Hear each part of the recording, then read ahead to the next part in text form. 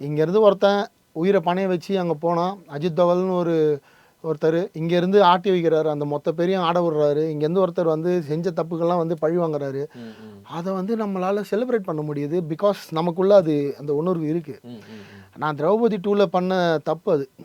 என்னென்னா நான் அப்படி நினச்சிட்டேன், இந்த ஹிஸ்ட்ரி மக்களுக்கு பேசிக்காக தெரியும், சுத்தமாக தெரியல.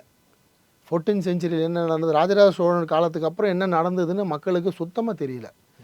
அது அங்கே தான் நான் வந்து இந்த படத்தில் ஃபெயிலியர் ஆகிட்டேன். பேசிக்காகவே தெரியாததால் இது வந்து ப்ரொபகண்டா மூவி மாதிரி பிரச்சாரம் பண்ணிட்டாங்க.